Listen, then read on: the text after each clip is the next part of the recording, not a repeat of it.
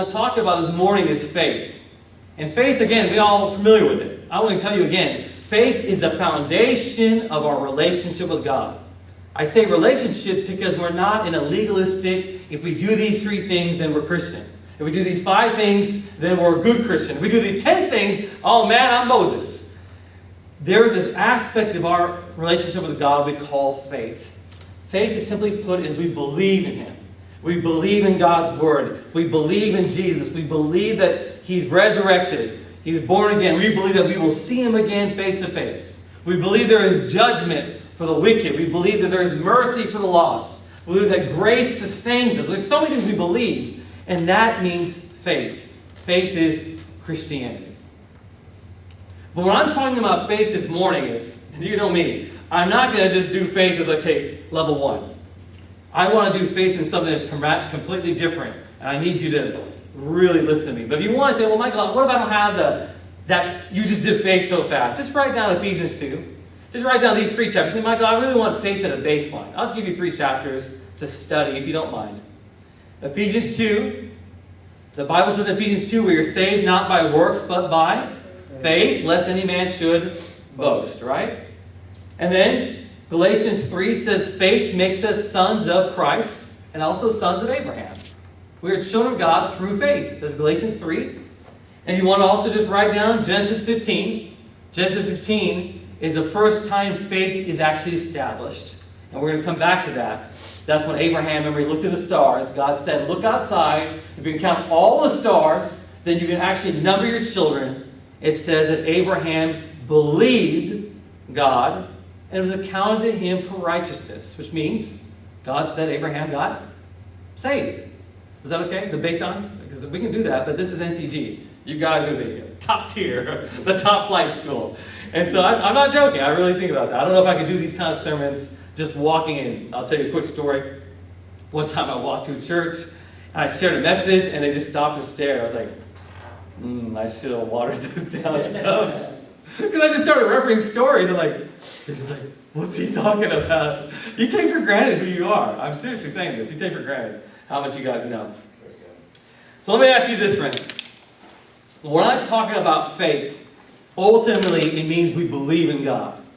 The morning's discussion today is faith in faith. I know that sounds funny, but I'm going to explain it. I want to talk about faith in faith. Let me explain as we get warmed up. For me, faith, simply put, is a metric. It's a system in which God works through man. Man has many systems. Let me help you. One system is money, right? In America, in Europe, in Asia, in China, wherever you go, money is the driving force. You have a lot of money, then you are what? You're wealthy. You're rich. You're powerful. Right? You're acclaimed. You look at you, that guy's so wealthy. He says he must be a morally high-standing man because he's got money. Likewise, we also have authority or power. Somebody in a governmental position, which is not a bad thing, or police, or any kind of position of high authority. A governor, a minister, if you will, of all different levels in different countries, an ambassador. We acknowledge those people have special rights, special abilities. A king in Europe, right? For Britain, I have to tell the king, queen, or whatever. Friends, they have these ideas where they have these special positions. They have a lot of power and a lot of authority. That's another system that people strive to become. You'll see in companies, people really want to get promoted. They just want to be the top manager. They just love being in charge of something. You can meet these guys, you'll know exactly what I mean. Likewise, other functions of something, possessions, right? If I own a lot of stuff, I have a nice car, I have a nice house, I have nice stuff, vehicles, land, it makes me feel good. These are the metrics which are one of many in which the world establishes this is what makes you good or successful or brilliant. God has given the church faith in lieu of all those things. I have to say that again. The Bible guarantees you that you can become rich in faith. Now, God can give you a great position like Joseph, a great position of power like Daniel, or finances or wisdom.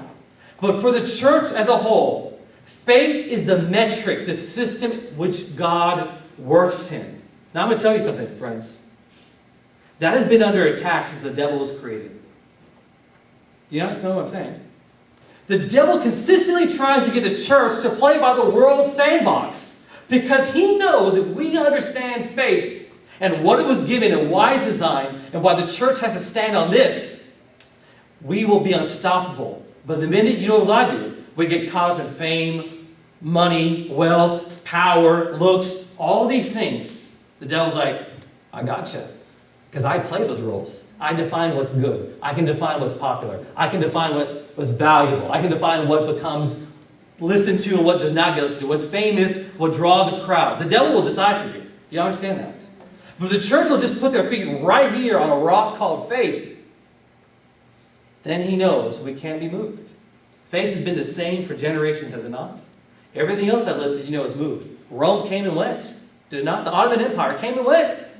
All these things, these currencies around the world come and go. Looks come and go, but God knows, and the devil knows too. Faith is our standing point. And that's not really the main discussion. But I have to begin with the idea that if we don't start here, we are losing the equation. It's a losing battle. And tell me about it. Don't you know? Have you looked around? You just go drive around what it looks like today. The world, the church, everything around you. We are not faith-based as much as we used to. We believe in God as faith, but we are not a faith-based organization. And I have a problem with that. So when I talk about faith and faith, not only do I want to restore your faith in what God has created as a system, I want to show you how it operates. Does that make more sense? I pray that it does. Good. So I'll tell you where I got started. When I was praying this week, around Monday or so, I was asking God as usual, what do I talk about? And God told me, talk about Sarah. And I said, there's so much there. I struggled with it, to be honest. Now, who is Sarah? I'm talking about Sarah, which is Abraham's wife. Or Abram and Sarai, S-A-R-A-I. And then her name gets changed around Genesis 17. Does everybody know the story okay? Yes. So we started Genesis 12. Genesis 12, again, is Abram. He was a man that was called out of his country. He was not a Christian. He was not a believer. He did not have faith. He was just a man, if you will, from a family of idolatry. And God in Genesis 12 says, Abram, come with me. We want to put Genesis 12, verse 1 and 2 on the screen, just in case someone doesn't know. I don't want everybody to feel like, well, I'm not as knowledgeable as these guys. I don't feel that way. We all started here. The Lord had said to Abram, get out. That's what, a good dad says to somebody who needs to go. Just kidding. He says, listen, to a land that I will show you in verse 2, he says, I will make you a great nation, bless you, make your name great, and you shall become a blessing. Okay. Fair enough, right? We know the story. So God calls the man Abram, and he literally just starts walking off to the promised land, which he will receive by inheritance for his family. But he also has a wife named Sarai, or Sarah. How you pronounce it, that's okay. And God asked me, I want you to look at a story about Sarah, about how she was challenged by faith. Now let's go to chapter 15. Chapter 15 is the establishment of faith. And I really want to hammer this home. Let's look at faith. Again, Genesis 15, we'll read the scriptures. I said it earlier. Basically, around chapter 15, starts with God appears to Abraham, seeing I'm your exceedingly great reward. Abram is frustrated. Why is Abram frustrated? He has not seen God's promises. He's not a man of faith. Y'all understand me? So he's asking God to receive something. He's upset with God, saying, Lord, let's read. What will you give me, seeing I go childless? Remember this question. What will you give me? Please write that down. You guys, we got to do that. I'm telling you, this is a complicated message. And if I say it's complicated, it's complicated. He starts by saying, here's a man who was called to receive this great promise. You're going to become the master of all these things, the owner of the promised land. He does not have what? He doesn't have what? A child. But what does he really not have? Remember this. Seeing I go childless, and the heir of my house is Eliezer of Damascus. God says to him, look, Abram says, you've given me no offspring. Indeed, one born in my house is my heir. And behold, the word of the Lord came to him, saying, this one shall not be your heir, but one who will come from your own body shall be your heir. So he brought him outside and said, look now toward heaven and count the stars if you're able to number them. Then he said to him, so shall your descendants be. Abraham looks outside, believes in the Lord, and he accounted to him for righteousness. What did he give him that day? Go back to the question, chapter 15, verse 2. He says, what will you give me? Faith is the gift. Let me tell you about faith. Faith is the way in which God brings you His promises. This is critical. This is just the first step. Faith was introduced to mankind so that a man could receive the impossible from God. I want you to focus on that. Faith was this is the first time faith is instituted. Is instituted because he's an old man, his wife is barren. And he goes, I don't get it. What are you going to give me? Where's this child? You said it'd be a great nation. He could have spotted the child right then, couldn't he have? Blink. Oh, wow, that's awesome. Right? Mary got pregnant. Just saying, I don't know what happened. Joseph's still like, Sure? Just kidding, guys. That's blasphemous. He gives him something, right? He gives it what? He gives him faith. I think we read this chapter, and because I get it, we're not in Abraham's shoes. It's probably like, okay, well, you're not a child. He gave him a tool, a system, a methodology. What does the world have? Power, money, fame, politics. You know, this guy was asking me the other day at work, I don't want to hear about Trump. I said, okay, Biden. Biden. Dad jokes. Qualified dad, 8 years. Come on. All right, so listen again. He's asking to receive, and God gives you faith. How many guys are asking God for something? Don't even lower your hand. Get out of this town. We all are asking God for something. And we're God, where is this? Where is it? I need a promise. I need a promise. You said it. What if God answered you like this? And we're just done. Be honest. Be honest. We didn't understand the question, and we surely didn't even understand the answer. The answer is, I'm giving you faith to believe me. That's a gift. That's a gift. The world doesn't have that. The child this morning is faith in faith. The world does not have our faith. Oh, they have faith, right? They believe a plane will go up and come down. Thank God for that. But I'm not talking about that. I'm talking about a faith in the unseen. Faith in God. That is the gift. What will you give me? Faith. What does faith do? Faith allows us to connect with the promises of God. That's how we receive them. Is that okay? I hope that made sense for you guys. For me, it's critical. Now, who am I really talking about? I'm talking about my friend who? Sarah. Go to the next chapter. Chapter 2, verse 2. 16, I'm sorry. It's like chapter 16, verse 2, next chapter. So Sarah said to Abraham, see now the Lord has restrained me. Did she receive faith yesterday? In this chapter, chapter 15. Was she in that conversation? No. See, God asked me to talk about Sarai because she's only hearing about these things. Maybe your hand around when you went to bed. If you're me, hey, God met me last night. Princess is like, what? I'm just tired. Okay, I'll talk to you tomorrow. My poor wife. God bless her. She's very patient with me. So all I'm saying is, look at her situation. Where was her faith? As far as I'm concerned, my commentary, I don't really know if she's received this faith yet. Oh, she will, but if you're just asking me, as purely Michael, off the record, this chapter tells me she has no faith. Because faith was just instituted in the prior chapter. And for some of us, we are right here. Where is God? As a matter of fact, I'm going to go with plan B.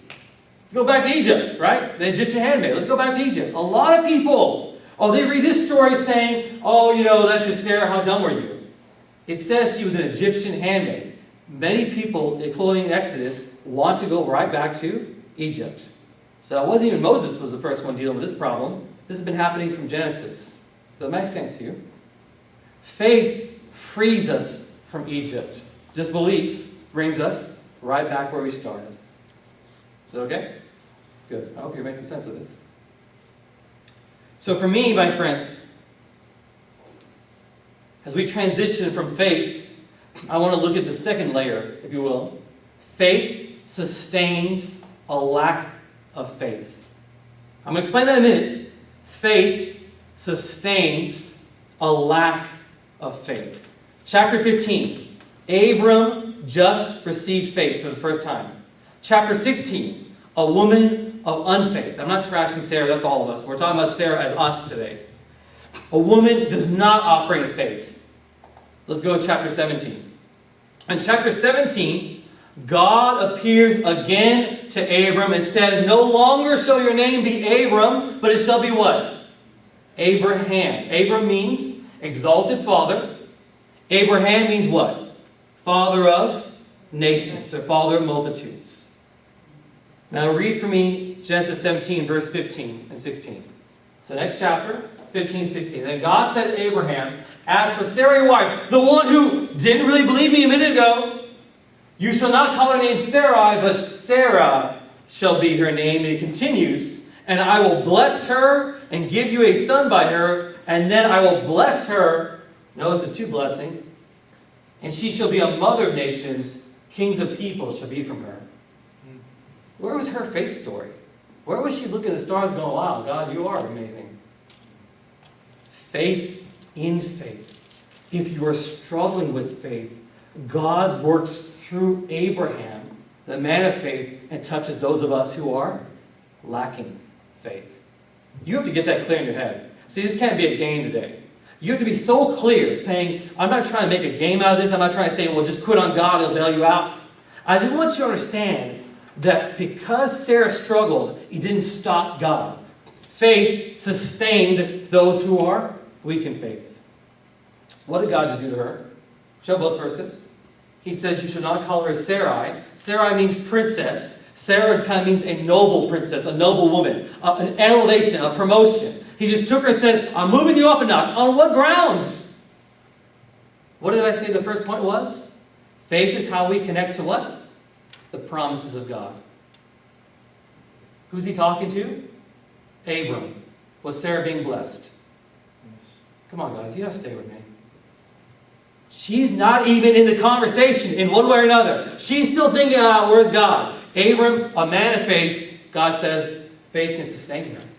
Faith is now operating into somebody of unfaith. You say, Michael, this is too complicated. Would you mind just going, when you get bored, read the Gospels about the Syrophoenician, who was looking for her daughter who was vexed. She's an unbelieving Gentile woman. She walks up to Jesus and she says, can you heal my daughter? Jesus says, sure, go home. Your daughter's healed.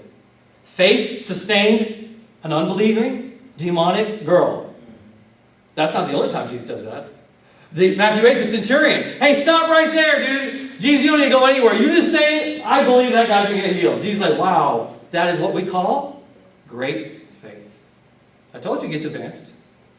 Now, we get to see that in action, but this gives us the background. Does it make any sense? Now at least I can dissect. How did he even do that?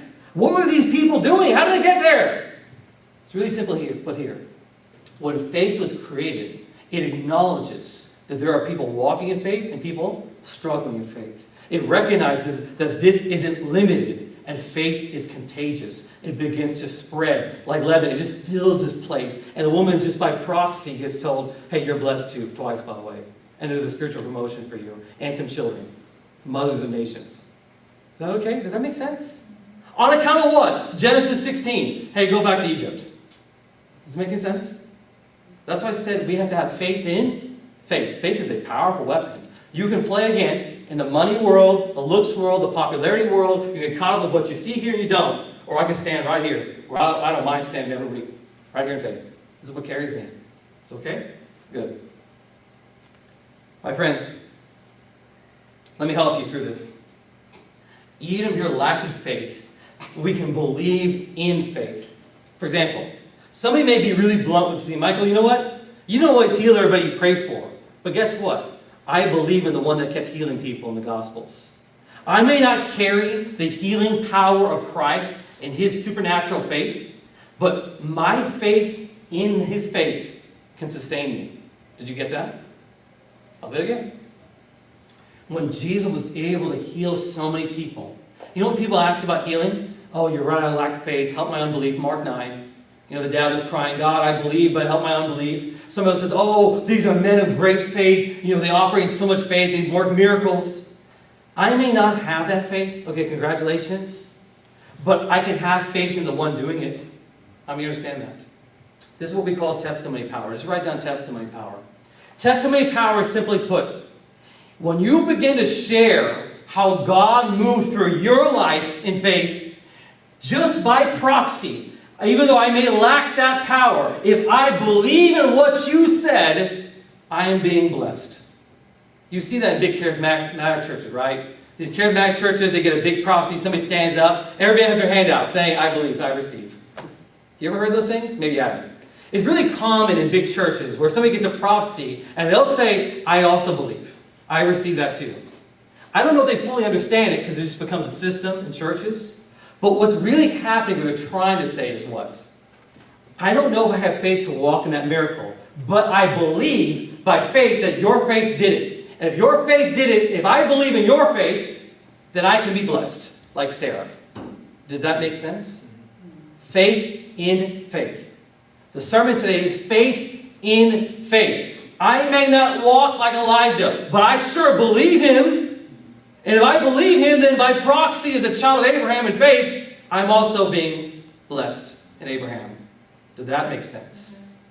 Yeah, that's the point. That's the sermon. I've got a long way to go, but that was the difficult part, and I don't want to keep going until you get it. Because then you're losing the rest of the sermon, because we're going to use that, and I'm going to speed it up. I really want to turn the dial up on that.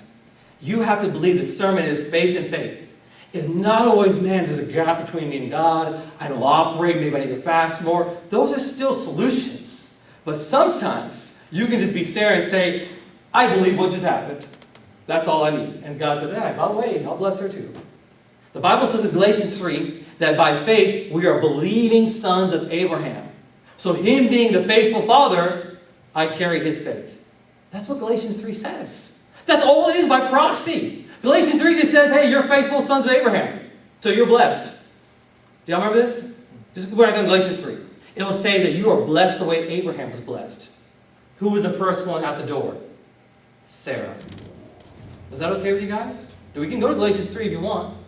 It just says that by faith, I am blessed with believing Abraham. And in Galatians 3, it says that his blessing comes upon me. The first one to do that was Sarah. She didn't believe at all in God. She said, God's just hear me out. But she believed in Abraham. I hope that makes sense. Good. So, now that we're ready, we can take it further. Do you know the entire New Covenant is based on the faith of Jesus Christ? Not you. You see, if you don't get that clear, it's very hard to walk in the power of Ephesians. If I don't recognize, I'm believing that Jesus lifted up 1 billion pounds of crap and sin in all our life, and I believe that he was able to lift me up and resurrect me from the dead because his faith did it, I don't even know why I'm quoting the New Testament. Let me show you a verse. Ephesians 1:19. Let me show you how this works. Ephesians 1:19 says, simply put, and what is the exceeding greatness of his power toward us who, what is faith? Believe. According to the working of his own mighty power. What am I saying? Jesus is the one with faith. I believe in that. I believe in his faith that operated to make a stone roll over after 3 days, to walk in hell and take the keys and say, you belong to me now, to walk to dead people and say, get up, to walk to the undead or the demons and say, get out of this man. All that faith and power, I believe in him, therefore I can work in his effective, mighty, great power. Faith in his faith. But see, I can't start with that. Oh, I heard we could quote Ephesians 1:19. That's a great verse. Who wouldn't want that? Now read 2 Corinthians 4:13. 2 Corinthians 4, verse 13. And tell me, isn't what Paul says? And since we have what? The same spirit of faith, according to what is written, I believed and therefore I spoke, we believe and speak. So my words are as if Jesus is speaking. Do you understand it now? You see, it's not hard to get if you can just piece it together the way it should work. And the idea being is, when Paul says, I work in miracles, he says, I have the same spirit of faith. Faith of what? What is the quote? Spirit of faith is same. Same is the same one that worked in Abraham, same one that worked in Isaac and Jacob and on, through David and everybody behind him up to Jesus. I believe in the same faith, which means he must believe in that faith. And if he has the same faith, then when I speak, it's the same as though they spoke. The guy did a lot of miracles. Was that good? Was that all right? Let me put it this way, friends.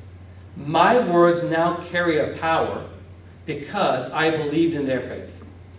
That's what it works. That's all people are doing. Good.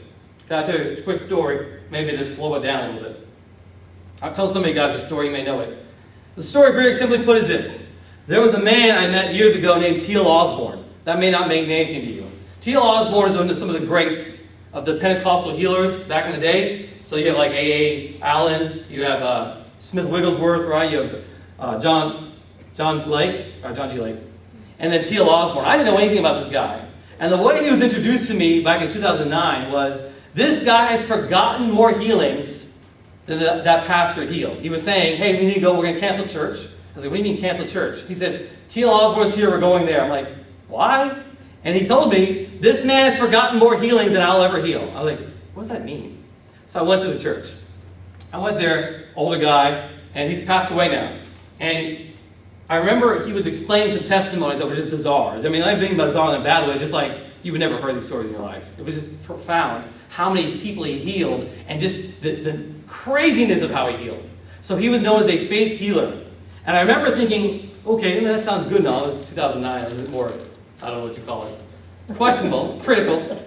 And I remember he took the mic and somebody asked him a question and he waited, and something like a tsunami. So this is a giant hall of people. From one man, I saw like a tsunami erupt out of him and fill the whole hall. And I still can't forget it because I saw it with my eyes. Like, this guy is like way down there. And I'm like, what is coming out of that man? It filled the entire, so basically it touched every man. So I was like, how does a guy like that work? I used to wonder, how did he work? How did he do that?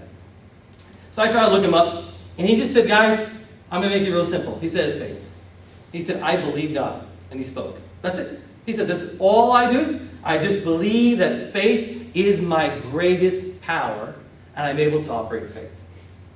Now, there's way more to it than that, but I'm just going to tell you simply put, that man will tell you openly that faith was his greatest weapon. And as I said before, if the church will come back to that mindset, that faith is where we are going to stand. We are not going to get caught up in the metrics of what this world calls church, but we're just going to stand on faith. That's it. Faith and faith. I think we'll finally see these again. Because by the way, there's not been those kind of healers again. You tell me what some of the greats, I'll just tell you about a big circus. But those kind of people are a different breed, and I wish they'd come back. At least I'm trying. So let me just tell you this, friends. We have one last thought. We have a good time. What are you doing? Simply put, I want to go back to Sarah. And Sarah was somebody that, if you will, the world called barren, right? When they look at Sarah, they'd say this was a mother who was barren. Today, when the world looks at you, they would say you are barren if you don't have what it calls good. Is that all right? So the world says, oh, you don't have a degree? Oh, you dumb. Oh, you don't have a new car? Oh, well, you need to be in debt just like the rest of us. Oh, you need a big house because, you should die with a mortgage. And everything else the world tells you to do. We're barren according to the world's sake. That's fine. Leave them be. I would say this. Sarah was carrying something bigger than what you could imagine. How many understand what I just said? I'm saying again. For many of us this morning, you're not necessarily barren. You're carrying something that is huge and will take so much more to bring to life than what this world calls money, fame, looks, degree, possessions, whatever, power. That's how they define success. They can't understand that when God seeds something, the Bible says that Peter writes that in us is a seed of Jesus. How do we bear such fruit? From the one who is God himself. Look at Hebrews 11, verse 11.